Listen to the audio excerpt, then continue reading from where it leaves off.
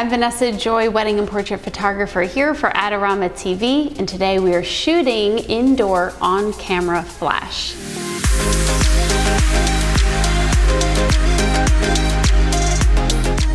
If you want to see tons of educational videos, make sure you hit subscribe and ring the bell so you get all the notifications of the photography content that we have here on Adorama. This camera, the Canon EOS Rebel T7, does come with an on-camera pop-up flash, but you really don't want to use that unless it's an emergency situation, and we'll get to why.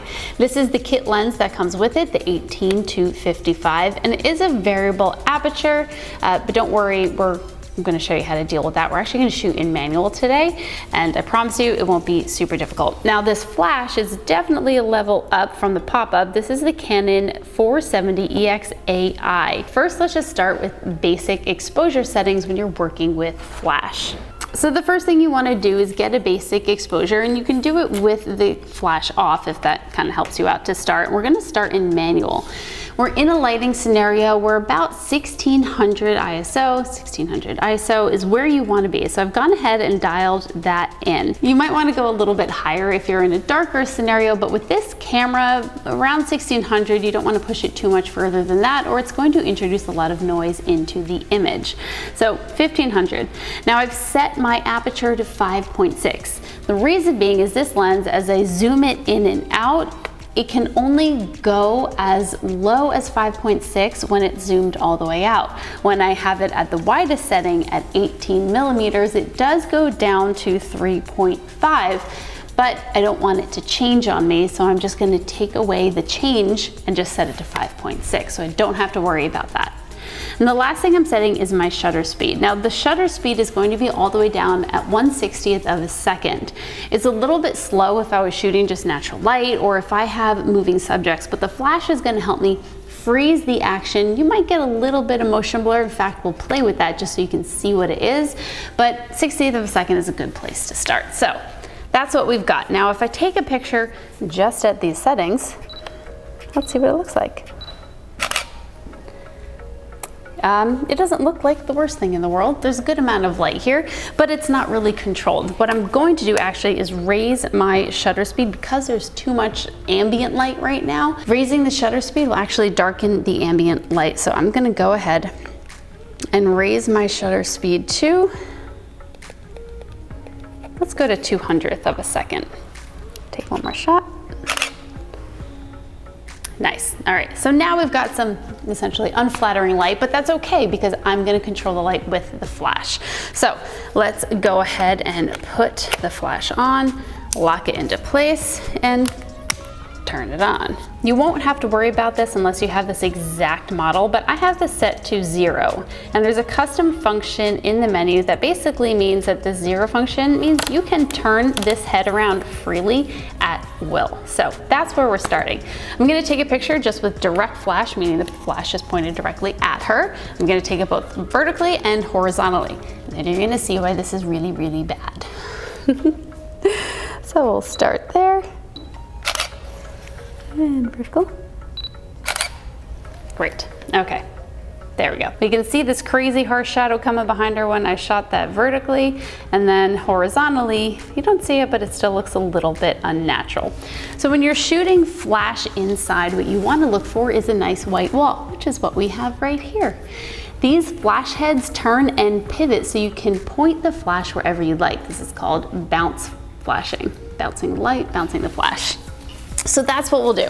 We'll stick with that horizontal position. I'm pointing the light at this wall. It's yellow, so it is going to be a little bit warm of a light, but I think my auto white bounce is going to do a pretty good job. Nice, okay. Now I'm shooting these in live view because it has face detection, and since we're shooting in the dark and there's something kind of contrasting with a pattern behind her, it's not doing a good job focusing without that face detection. So it's a nice feature of this camera. Nice. Hold that there. Wonderful. All right, so now when we're looking at these photos, they're warmer because of the warm wall, but they're also softer with the light because instead of being direct flashing in her face, I'm bouncing it off the wall and just bathing the entire area. So that's a great way to learn flash. Now the cool thing about this camera is you can set it up so that it figures out the best place for the camera flash to bounce, and then when you press the shutter button, it moves itself. But for now, I want to show you one more trick. If you can use, is a pretty fun one, and we're going to go back to just manually turning the camera and flash. All right. The last thing I want to do is introduce using a flash and a reflector, because this can produce some fun light or be what you use if you don't have a lightly colored wall in the area where you can bounce your flash off of. So instead, I'm going to use this. And the further away I have it from my subject, the more of a sharp light source it's going to be. So like sharp shadows, hard shadows are going to come. So I'm actually just going to put it right about here and see what happens. I personally like to have the flash tilted not all the way to the side. You could do that, and that's going to give a little bit harder of a shadow. So let's actually try that first. So that's an option. Or if you want to come back a little bit less sharp of an angle, tilt it back and have your flash kind of right there. Nice. I'm gonna go back into live view so I can make sure we got a nice focus. Yay! So that's another way that you can use a reflector and a flash to get just a different type of lighting pattern. I'm going to do that one more time, a little bit zoomed out, just so we have a little bit different of a look. Nice in there. Let's just do one more vertically. I'm gonna go right about there.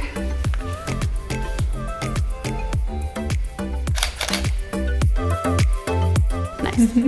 It looks good. Looking for some inspiration? Then make sure you download my free posing inspiration guide. It's full of ideas for individuals, couples, and groups. Grab it in the link below. So here are all four of the photos side by side. Take a pic, let me know which one that you think is better. To be honest, I think I liked it when we bounced it off the wall, but let's take a look at these in Lightroom. So here I have the picture that we bounced off of the wall, and this is the one that we bounced off of the Lastolite Trigrip. This one's still a little bit too harsh to me, so I think the one I'm going to work with is the one we bounced off the wall. Now I did have to adjust the white balance a little bit, so I'm just gonna bring it down. One of my favorite things to do in Lightroom, actually after I go ahead and just put my Joyfully Simple preset, because that is my favorite one. It does balance out skin tones, brings up the shadows, things like that. You can see the settings on the side. But one of the things that I really enjoy doing is coming over to the HSL, into the hue, clicking on the spot tool, and bringing up or down the color in her skin, because right now there's a little bit too much red, some of it reflecting off of her shirt. So I'm just gonna pull that up ever so slightly, and it moves the hue from red to orange. So that's what I've got going on here, and it will change depending on exactly where you click. But I think about there looks good, and I've kind of made her skin a little bit more uniform. So I'm gonna go ahead, maybe warm it up a little from there. And now that looks great. And from here I can go into my presets for local adjustment brushes, go into soften the skin like I typically do. We'll probably brighten the eyes as well. Yep, this looks good from here. New, saturate eyes. I'm actually going to not just saturate the eyes, but I'm gonna come into here and take my temperature and bring it down. Whoa, not that much, that's a little crazy, but just a little bit, because her eyes are actually much more blue than they are appearing to be here. Probably something like that. All right, and one more thing, let's go ahead and punch the lashes so we get a little bit more drama in the contrast by hovering this over her eyebrows, her eyelashes, makeup. And that looks pretty good to me. So this is after, that's before. Just a little bit of face retouching in Lightroom. Probably did a little bit too much to the eyes, but it's all subjective, so do what you like. Anyway, that's it for the editing. All right, so there are some ways that you can use indoor flash to your advantage, and you don't have to be stuck pushing it forward. I'm Vanessa Joy for Adorama TV. Hit like, subscribe, and I will see you guys next time.